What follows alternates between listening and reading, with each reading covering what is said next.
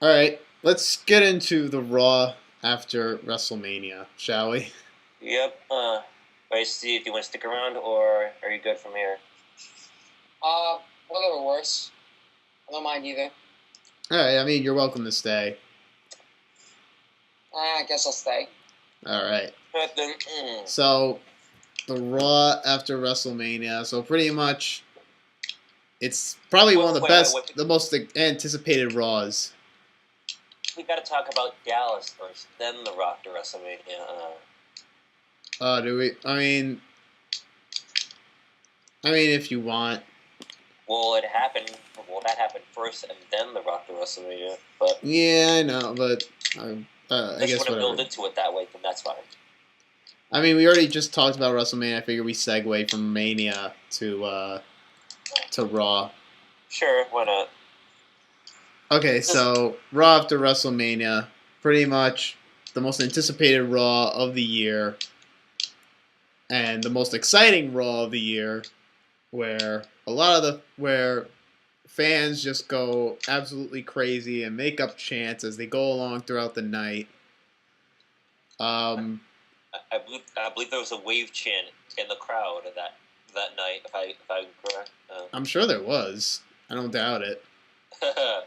And it's just crazy to me. Like, they open the show, they cut to the announcers first, and they talk about how, like, it's a good thing that the crowd is gonna like have them cheer who they want to cheer and boo who they want to boo. Like, they're pretty much saying it's okay for this night that the good guys are getting booed and the bad guys are being cheered. Like, you're okay with this? Seems a little odd, but whatever. Like, they're saying they were putting this off for this night. Like, they're okay with this. This is not okay. It's this is some type of holiday, but no. And it's like, oh, this is the one night a year they do this. No, they do this all the time. This is not one night a year that they should do this. This happens all the time. And if they're in LA or Brooklyn or Chicago or any other smart city, they always do it. So they kick it off with Vince coming out bragging about Taker beating Shane inside Hell in a Cell and saying that it's all over. Shane does not get control. Vince is almighty, and Vince wins in the end. Then Shane comes out. He's all bruised up. He's barely walking, and he thanks everybody. He shakes Vince's hand, saying, "Congratulations, you won. Taker was the better man last night." And he's about to leave, and then all of a sudden, Vince is like, "You're not gonna outstage me. Just to prove my point, you're going to be in charge for the night." Like, what's the point? What's the point of having the match? Oh, like...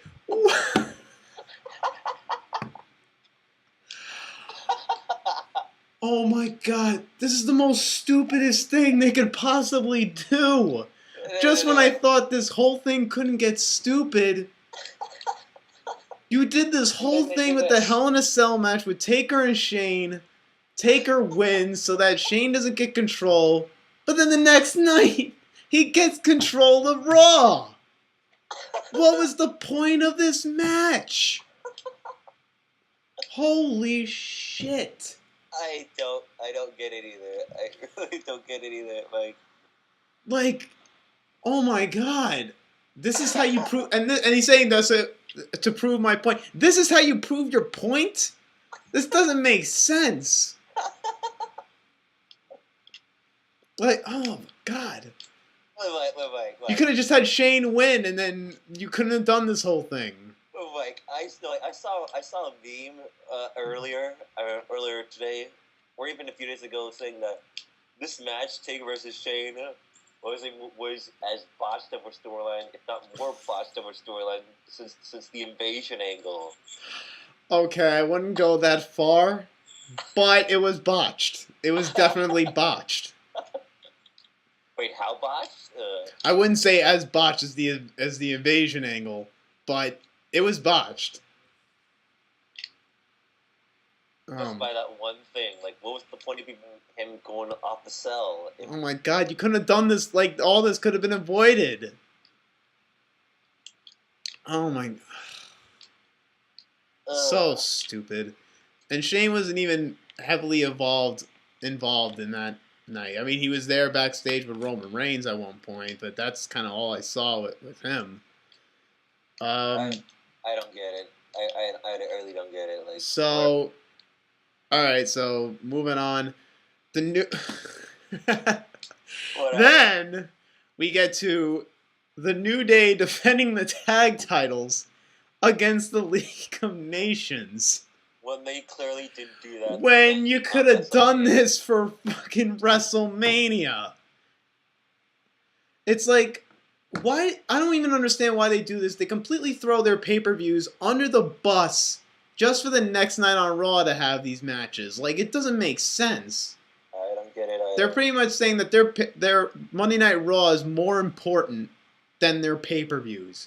Free, like, people seeing it free on cable television is more important than people actually paying to see their pay-per-views. It's completely ass backwards. And it sounds a lot like TNA. It really does, because TNA does this. And where are they now? Well, they're on some local TV channel, but... Yeah, I don't think anybody barely has. So we got the tag team championships. New Day retained the tag titles, and then Sheamus cuts a promo saying you're only as strong as your weakest link. So they attack Wade Barrett, pretty much signifying that Barrett is the weakest link in the group, and they kick him out. And then we get the Wyatts attacking the League of Nations. At first I was kind of confused, but then I was like, okay, I guess they're turning them babyface now. Wait, the Wyatt family? Yeah, after they attack Barrett, the Wyatt family just come out and attack the League of Nations. Yeah, I'm sure that can be the case. I mean, that's the only thing that comes to mind. I mean, because then why else would you have the Wyatts come out and attack the League of Nations? Oh, what can you do? And even if they are turning babyface, they do it now when 2 years ago they were hot and the people were actually behind them. A little too late for that. 2 years too late. No comment. Ugh. But anyway, there were some good things as the next match you got Apollo Crews making his WWE debut and defeating Tyler Breeze. Yep, that was cool. Even though we saw this last year at the Takeover Brooklyn, but okay. Yeah, I mean, I was kind of scratching my head on this. They brought up Apollo Crews on the main roster already. Like, he debuted last August in Brooklyn, like you said, and now he's right on the main roster. Like, I mean, whatever it is, I was just kind of curious to wonder like why they did this so quick with him, but whatever. I mean, it's great to see Apollo Crews on the main roster, and at least I hope they do things right with him. I only wish. But then we got Roman Reigns coming out, and oh my god. Wait, what? We got Roman Reigns coming out, and oh my god. Was I like as soon as I heard Reigns' music, I'm like, oh no, poor guy. And just, you could hear the rain of boos. It was nothing but boos. I was like, oh my god, how is he gonna do this? How's he gonna be able to cut a promo? I was like really worried. So, and you see Reigns like with a like smirky look, like he was giving like a smirk the whole time. Like, come on, guys, it's alright. No, it's not. I mean, I like though it was smart of him to make it short and sweet. He made that promo short and sweet to the point, which that was a good thing. Pretty much calling out anybody that wants to challenge him. But then we got Jericho coming out saying he deserves it because, and he was actually backing it up. He deserves it because he beat AJ Styles. He actually has a WrestleMania. He actually got a win at WrestleMania, which made sense. And then AJ Styles came out, then Kevin Owens, then Sami Zayn, and all were brawling for a shot at the WWE World Title.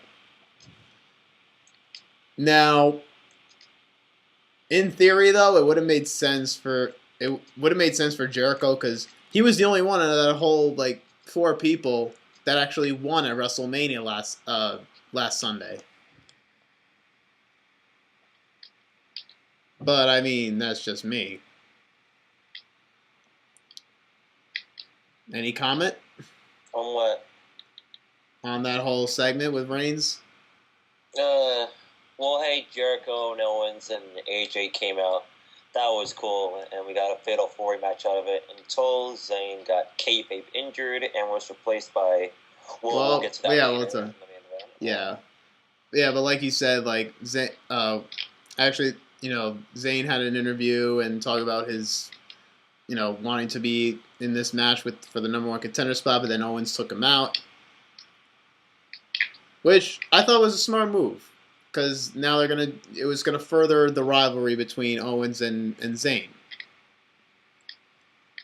So that was good. And then we got Zack Ryder doing his promo, and I just love he came out, about to deliver his promo. The fans chanting, "You deserve it, woo woo woo," and it's funny. One of my friends hated that Zack Ryder won the Intercontinental title, and he was saying the next night he's gonna get booed. He's gonna get booed like crazy. He's gonna get booed. Just watch. I watched. They were cheering. They were not booing. Why would they even boo Zack Ryder? I know. I was like, they're not gonna. In my head, I was like, they're not gonna boo Zack Ryder, and I knew it. And this night show, they were chanting, "You deserve it, woo woo woo." And he did. Yeah, and he definitely deserved it. He was happy that he got this moment. He was showing pictures of him and Razor when Razor was the Intercontinental Champion and he got to hold the title. And now 20 plus years later, he's with Razor currently, and he's the one holding the Intercontinental title. I thought that was really cool that they showed that. Until Miz came out, Maurice distracted him. Okay, I'm gonna build to that because Miz comes out and he cuts promo. He's telling him that he should have won because he was close to the title and he demanded a title shot tonight. And as soon as Ryder accepted the challenge and they put the title match on the line, I got scared and I was like, oh my god, are they they're gonna give Miz the Intercontinental title? I was getting scared. And then so we got to the point where Ryder's dad pushes Miz on the ground. And then all of a sudden, I kind of turned my head for a little bit after that. Then I turned back, I see Maurice right in front of Ryder's dad and smacking him. I'm like, whoa, where did she come from? She was close. She was near the crowd. She was near the announcers. I mean, I guess I missed it, but I was unexpected to see Maurice show up on WWE again. And then, oh my god, it was a real WT. I really said, what the fuck? After what happened here when Miz ended up hitting the skull-crushing finale and pinning him 1, 2, 3. I'm like, oh my god, you have Ryder win the Intercontinental title at Mania just to have him to drop it the next night. Why do you do this? Couldn't just save it for the next pay-per-view or something? You had to do it here. You should hear what Don Tony and Kevin Castle had to say on that topic. What, did they agree? No, they disagreed that they knew he was going to sell the next night. I had the feel like as soon as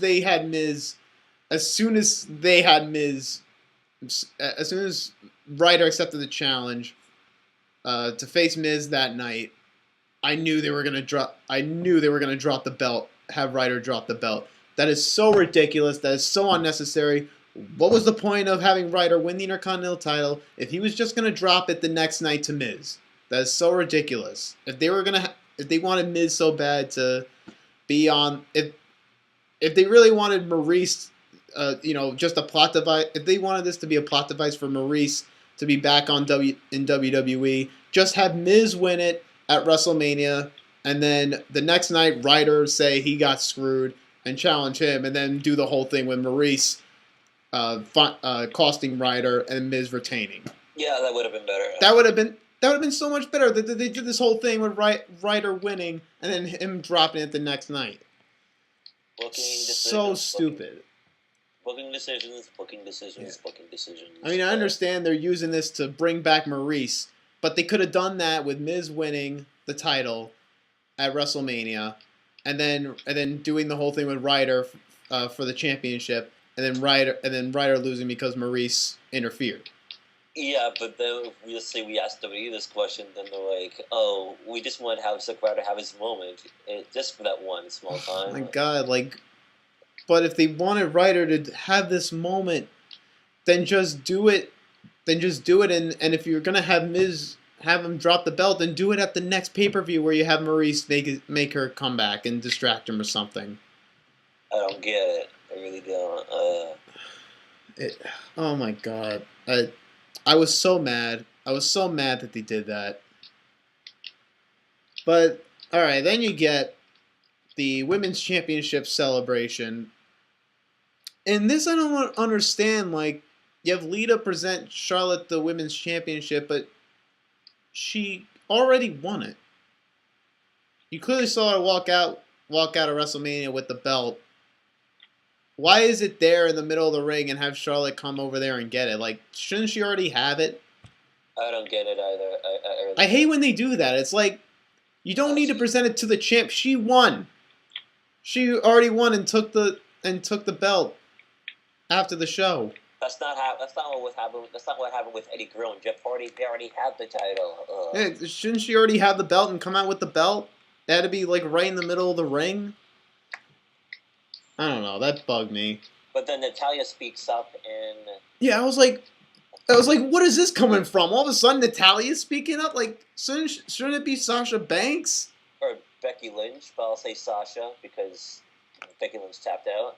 Get Becky out of the way because she tapped out, but Sasha didn't get pinned or submitted during that whole match. She should be the one that steps up and be like, "Hey, you didn't pin me or make me tap out at WrestleMania, so I deserve a championship match. You didn't beat me, you didn't pin me or make me tap out, so I deserve the next shot."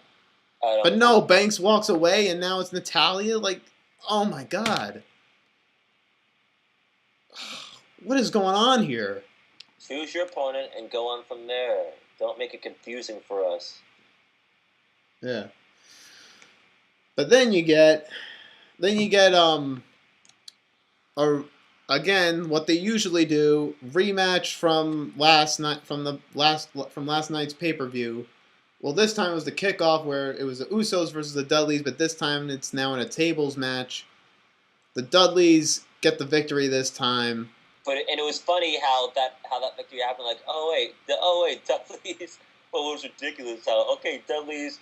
Usos are on the top rope, getting ready to get Dudley's get out of the way, crash to the table. Oh yeah, that was such a botched finish too.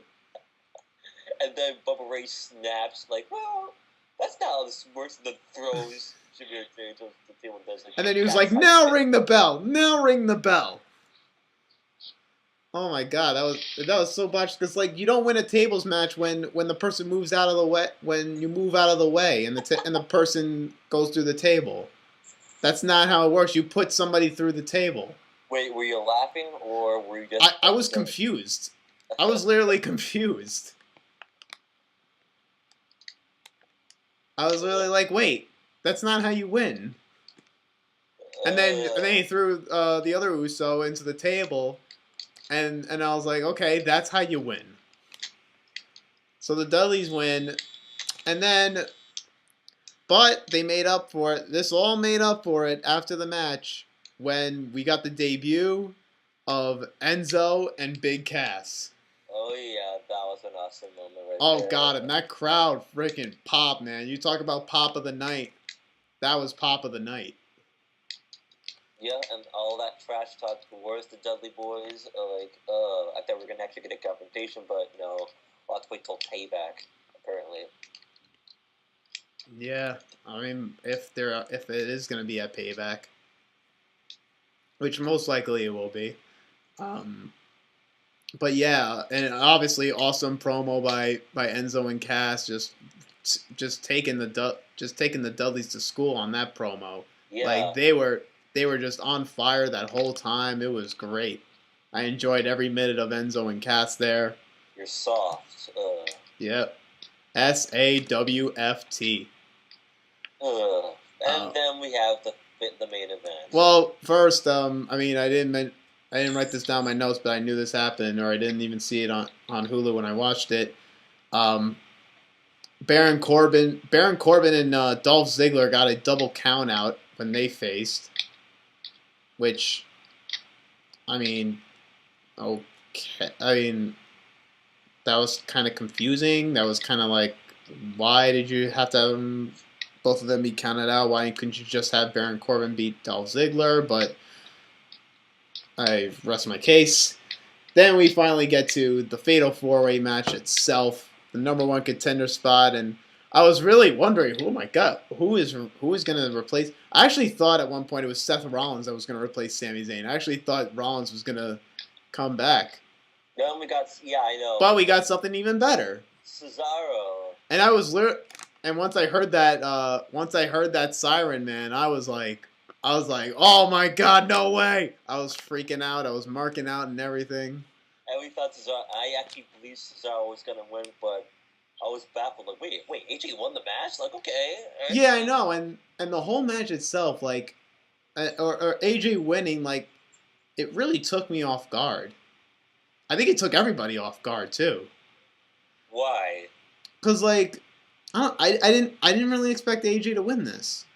Why? Because how do you? And I don't understand the booking of this too. Like, how do you have AJ lose at WrestleMania, but the next night he's now the number one contender? That doesn't make sense. If anything, like it would have been great though. Like, I thought it would have been better. Like, maybe you have Cesaro win it. I thought that would have been fine. Kevin Owens, I thought Kevin Owens could at least got something out of Roman Reigns. With that, for like their next rivalry, Jericho would have been logical because maybe Jericho could put Roman Reigns over and could get something out of Roman Reigns. But they decided to go with AJ Styles, who lost to Jericho at WrestleMania. Well, if it was just them in a Fatal 4-Way match without any story, who do you think comes out the winner? What do you mean without any story? Just to say they're in a match for no reason, who do you think comes out with the win? Or realistically, who wins? I honestly don't know. Not sure? Not sure, no. No, but yeah, it really caught me off guard that, and I didn't expect it to have them go with AJ winning here. I mean, it was cool. It's cool in theory to have AJ win this match and to have him be the number one contender. But where are they actually gonna go with this story with AJ and Reigns for the championship? Make some type of story out of it, and then like. And what I don't understand is they want Reigns to be the babyface. He's defending the title against like. When they go into the pay-per-view for the title, do they really think that that the crowd is gonna be cheering Roman Reigns through the whole match? Not even. Like, what? Yeah, that's what I don't understand, and that's why I don't understand why AJ wins this match. Like, he wins, and yeah, he faces Reigns for the WWE title, but they're gonna boo Reigns even more and massively get behind AJ Styles because the crowd is gonna be behind AJ Styles no matter what. Pretty much. Wait, are they going to be in Chicago? For what? For Payback? Yep. I don't know because I know I don't even know if they were at Chicago for last year's Payback. If they are, then they're just going to eat him alive. Again. I know they were in Chicago for the first two Payback events, but I don't even know if they were. I don't even remember if they were in Chicago last year. I don't even know if they're going to be in it this year, so I don't know. Well, they are. And that is so stupid of them if it is going to be in Chicago. They'll eat him alive. Oh my God, yeah, without a doubt. So all of this is just confusing. The whole Taker's Shane storyline was such a waste of time, and it was just an excuse for Vince to not have Cena versus Taker because Cena was out with the injury. It was just that whole storyline was a waste of time, and just everything, and all the booking decisions here on Raw was just confusing and was just dumb. Well, would it be a real waste of time if for SummerSlam they have some type of storyline where, hey, we're finally going to end the Authority for good, and it's going to be Shane that's going to do it? I mean, I would like it more if they did it at WrestleMania. Because it made sense if it's a bigger show, but SummerSlam, okay, because at least it's the second biggest show. Wait, but just to say one more time, if the streak was still intact, would our hearts be on our throats every second? It would have been more exciting. This match would have been more exciting if the streak was still intact. Would your hearts be in your throat every time Taker went for a pinfall? I mean, Shane went for a pinfall. Oh yeah, especially if it was false count anywhere, and he actually did went off the top of the cell and did the elbow off the top, and Taker didn't move out of the way, and he actually hit him with it and pinned him. I would have been freaking out, and I would have been like, "Oh my God, is Taker gonna kick out of this?" Steve, I wouldn't know what to think. If he actually ended up doing that'd be, first of all, hype as hell, and he probably wouldn't be able to kick out of it. Yes, especially if the streak was still on the line, your heart would be in your throat. Like, oh my, is this gonna be it? Oh, definitely.